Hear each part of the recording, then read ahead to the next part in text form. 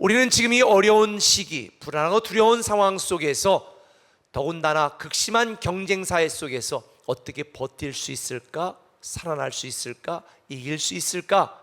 누가 내 곁에서 내 심정과 마음을 헤아려 줄 수 있을까? 살펴보지만 사실 그런 사람을 찾기란 거의 희박합니다. 가능성이 없습니다. 특별히 오늘 본문에 나오는 다윗은 우리가 알다시피 평생 동안 도망자의 삶을 살기도 했었고, 자기랑 가까운 사람들이 대적들로 바뀌고 변하는 것도 경험했었고, 그래서 블레셋이라는 나라에 망명했지만 그곳에 살 수 없어 미친 척하기도 해야 되는, 그야말로 삶이 위기와 위험의 연속인 인생을 살았던 사람이 다윗입니다. 2절에 다윗은 이렇게 고백합니다. 같이 읽어볼까요? 악인이 활을 당기고 화살을 시위에 먹이며 마음이 바른 자를 어두운 데서 쏘려 하는도다. 어두운 데서 쏘려고 한다. 이건 뭐예요? 마치 저격수가 숨어서 쏘려고 하는 것처럼 나는 어디 있는지, 어디에 적이 있는지 미처 알지도 못하고 깨닫지도 못하는데 그 적이 어둠 속에서 나를 죽이려고 화살을 쏘려고 준비하고 있는 그 상황, 이게 우리가 살아가고 있는 이 시대의 우리의 모습과 너무 같은 상황입니다. 내 건강 때문에 가슴 졸이고, 내 자녀 때문에 답답하고, 내 사업이나 살아가는 생존 때문에 두렵고 막막한 상황 속에 처한 우리, 흔들릴 수밖에 없습니다. 그런데 다윗은 흔들리지 않았습니다. 어떻게 그럴 수 있었을까? 다윗은요, 하나님이 자기를 위하시는 하나님이라는 믿음이 있었습니다. 하나님은 나를 통촉하시고 감찰하시는 하나님이다 라는 것을 다윗은 경험했습니다.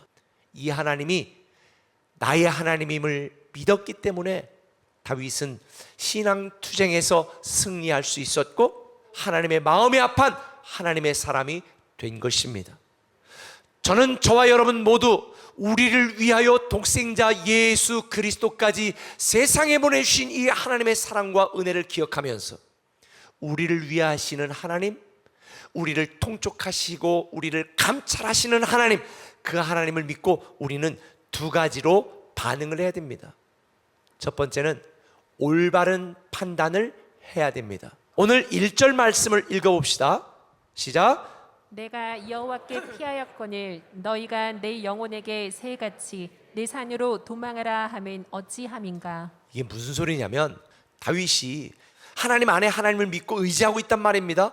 그런데 주변 사람들이 하나님 믿어봐야 소용없다, 하나님께 피해봐야 소용없다, 내 산으로 새처럼 도망하라, 이 말은 그냥 내게 어떤 게 이익이 되는지, 어떤 게 너에게 유리한지를 생각하고 판단하라는 거예요. 다윗이 사울에게 쫓기는 다른 몇 사람들과 함께 도망을 다닐 때에 굴 속에 숨어 있었습니다. 근데 마침 사울왕이 다윗을 쫓아다니다가 동굴 속에 으슥한 데 가서 응가하려고 딱 앉아있는 상황인 거예요. 그러니까 옆에 다윗과 함께 있던 사람들이 뭐라고 말해요?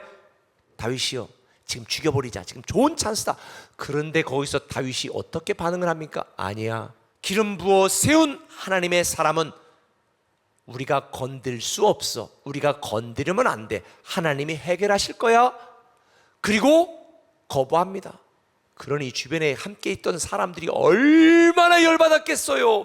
아니, 지금처럼 좋은 기회에 우리가 사울왕의 목을 쳐야지, 우리가 언제까지 도망 다니겠습니까? 우리 목숨이 경각에 달렸는데 지금이 찬스라고 암만 얘기해도 다윗은 듣지 않습니다. 다윗에게는 지금 나에게 이익이 되는지 이익이 되지 않는지, 지금 나에게 유리한지 불리한지, 이게 중요하지 않았습니다. 하나님의 말씀을 근거로 판단했던 것입니다. 그래서 다윗은 새같이 내 산으로 도망하라는 주변 사람들의 충고에 이렇게 대답합니다. 터가 무너지면 의인이 무엇을 할꼬? 터가 무너지면요, 아무리 좋은 집을 지어도 소용이 없습니다. 무너져 내리거든요. 여러분이 세우고 있는 인생의 터는 어디 위에 세우고 있습니까? 여러분의 욕심, 여러분의 명예, 여러분의 이익 위에 인생을 세우고 있다면 여러분 잘못된 판단을 하신 것입니다.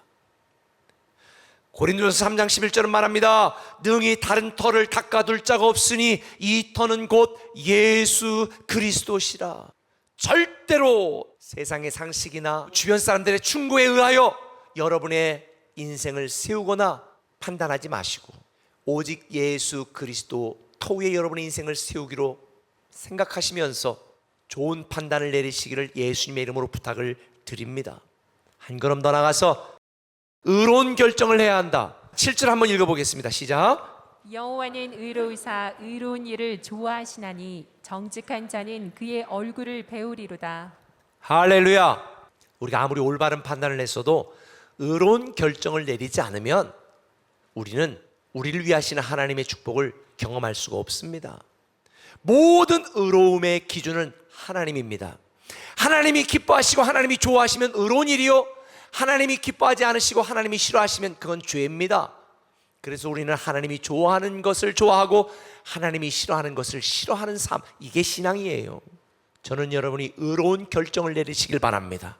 우리는 때로 건강도 잃어버릴 수도 있고 재산도 잃어버릴 때도 있고 직장도 잃어버릴 때도 있고 사랑하는 일을 잃어버릴 때도 있습니다. 예측 불허의 이 세상 속에서 많은 사람들이 교회를 떠나고 신앙을 떠납니다. 그러나 꼭 기억하세요. 인생의 참된 터이신 예수 그리스도 터 위에 여러분의 인생을 세우겠다고 올바른 판단을 내리시고 그 어떤 상황 속에서든지 하나님의 말씀을 기준으로 판단하시기 바랍니다. 뿐만 아니라 하나님의 뜻에 순종하고 하나님의 영광이 되는 하나님 중심적인 삶을 살겠다고 의로운 결정을 내리시길 바랍니다. 하나님이 우리를 위하시니 우리를 위하시는 하나님의 축복을 누리게 될 것입니다. 저는 여러분이 끝까지 신앙투쟁하여 승리하고 남은 자가 되시길 바랍니다. 그리고 요한계시록 3장 12절 말합니다. 이기는 자는 내가 하늘의 명예와 이름을 줄 것이다. 하나님 나라 역사에 거룩한 믿음과 헌신의 흔적을 남기는 저와 여러분 되시기를 예수님의 이름으로 축원합니다.